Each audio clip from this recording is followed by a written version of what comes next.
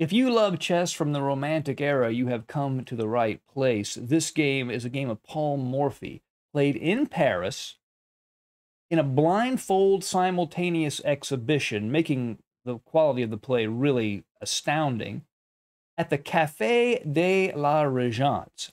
This is really the pinnacle, the apex of the Romantic era of chess. I think you're really going to enjoy this game. Morphy has white. His opponent, his name is Potier. He has black. Let us jump right in. Morphy begins with e4, and after e5, knight f3, Potier plays knight to f6. The Petrov defense, trying to keep things symmetrical. I'm sure the legend of Morphy is known to him, and he wants to keep Morphy from playing any of those sharp gambits or sacrifices, so he wants to keep the position as symmetrical as possible. Bishop to c4, right from the get-go, Morphy offers a pawn, and that pawn is taken, which is the best decision, I think. Knight to c3, and here the strongest move in modern play, the best scoring move for black is actually knight to c6. And if he takes on e4, the move d5, and black has a pretty nice plus score here from this position. But in this game, black plays the knight back to f6, a common maneuver in the Petrov defense. His main concern is keeping the pawn structure as symmetrical as possible, so he offers his e-pawn back. Morphy does go ahead and take it. d5. Black has gotten the structure he wants, but Morphy does have three minor pieces developed. The bishop goes back to b3. After bishop to e7, d4 to support the knight on e5. Black plays a strong move. He plays the move c6. What that does is, obviously, it creates a very strong point on d5. And the two minor pieces on b3 and c3 here, the bishop and knight, have a hard time finding activity. This c6, d5 structure greatly limits these minor pieces, but Morphy is going to have an interesting way of dealing with that. Some people might recommend that he reroute the knight maybe to g3 or play c3, bishop c2. But Morphy has a much more forcing concept that will emerge later in the game to deal with these two minor pieces. Castles from Morphy. Knight b to d7 to challenge that knight. And here a very strong move, f4, supporting that knight. This is a common sort of formation. You see this also in the exchange French defense, which is the same pawn structure. And this knight is very difficult for black to deal with. And that f-pawn, if he takes the knight, white just takes with the f-pawn, gets a really tough space advantage.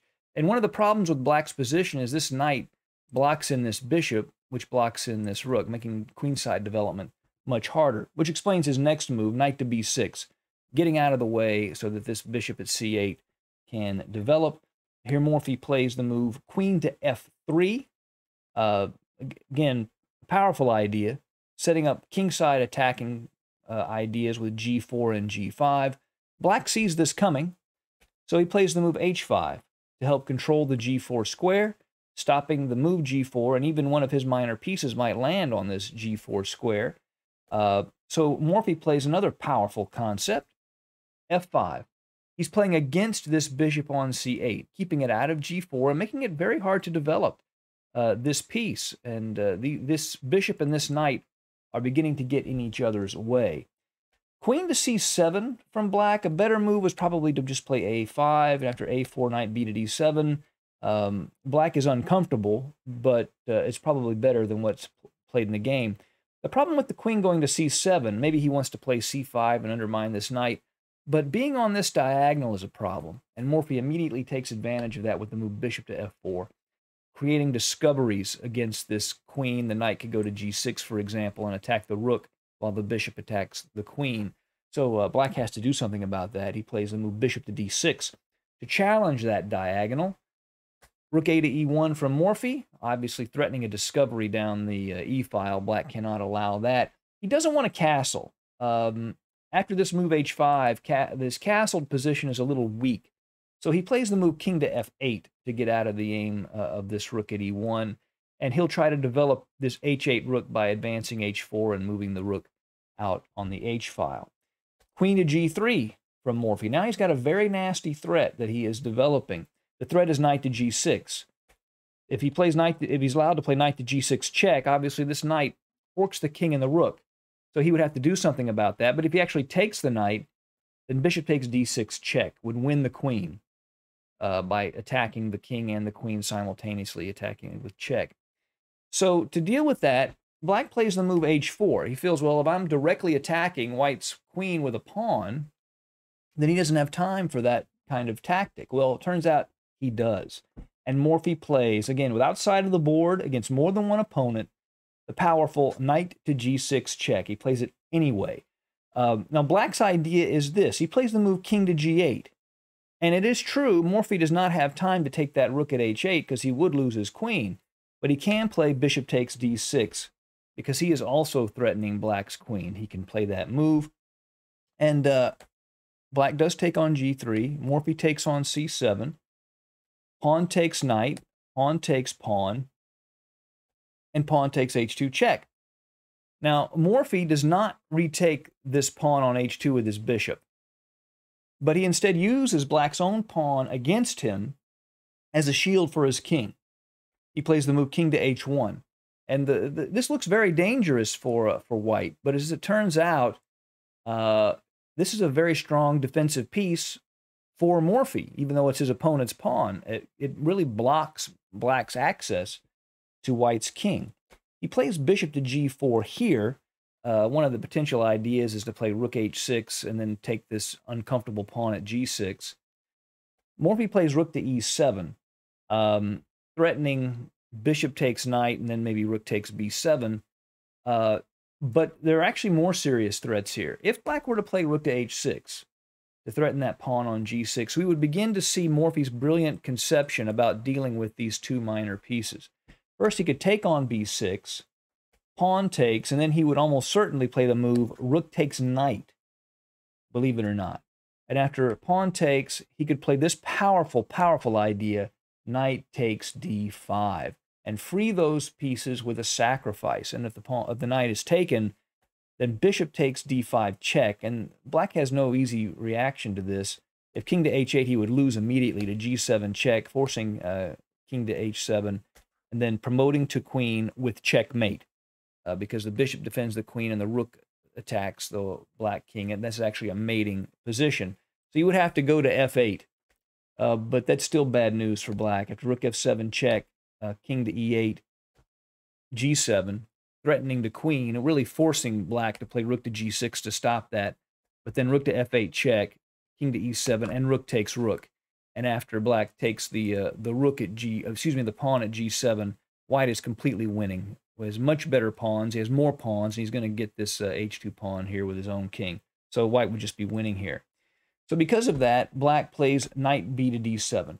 Not only does that block this rook's access to the b7 pawn, but it strengthens the knight at f6. So if there was an exchange sack, he could retake with the knight instead of with the pawn. Bishop e5 was played by Morphy. There's actually a strong modern computer idea here I thought was pretty amazing. Knight to e4, crazy move, taking advantage of the pin on d5, and if knight takes e4, rook takes e4, then bishop to h5, going after this pawn. But white still ends up a bit better after rook e7, knight f6, the move c4, and we can see Morphy's bishops are going to be very strong. He's still clearly better here. But that was probably the best, or one of the interesting options, I should say, for Morphy, not the best. Bishop to e5 is pretty good. Actually, it was the best because there's a move that black could play here that he wasn't going to play. It was just too hard to see, probably. And it's the move rook to h5. The idea is to play bishop to f5 and take the pawn on g6. Obviously, you can't play the bishop to f5 immediately because it would just be taken. So this idea of a rook to h5, we begin to wonder if Fischer had gone back in a time machine had the guy played rook to h5. But bishop to e5 was played instead. And, of course, he plays a more natural move, king to f8, attacking this rook on e7. Plays rook to f7 check, and king to g8. And here Morphy plays a destructive sacrifice that absolutely devastates black's position. He plays the move knight takes d5. Now, this knight can be taken more than one way, right? And the knight at f6 can capture it. The c-pawn can capture it. The problem, of course, if he takes with the knight, is rook takes g7 is checkmate. The bishop defends the rook. The f1 rook controls the file. That's game over. But after c takes d5, which was played in the game, bishop takes d5. And again, that square is poisoned. He cannot take with the knight because rook g7 is still checkmate. That's still a problem. So he plays knight to b6, so that when the rook moves, at the very least, he can capture the checking piece. But Morphy simply plays bishop to b3, and there's just no way to stop the rook moving with a devastating discovered attack. And because of that, in this position, black resigned. But let's look at a couple of moves, how this would unfold. Let's say bishop to e2. The idea is you're attacking this bishop, but more important, excuse me, the rook. But more importantly, you're trying to shift this bishop into the c4 square to block this diagonal. That's the idea behind bishop takes e2, but it doesn't actually matter. Rook takes f6, rook on the 7th rank takes the knight at f6 with a discovered check, and after blocking, he just moves the rook back, and the threat of rook takes g7 mate is still there. If bishop takes b3, you know, just boom, still mate. And if bishop takes f7 check, bishop takes f7 check, king f8, bishop to d6, and that would be checkmate. To imagine that Morphy played this blindfold against, while he was playing other opponents, you know, if you have a time machine and want to visit an event in chess history, this would have to be near the top of the list. I hope you enjoyed the game. See you again soon at Chess Dog. Goodbye.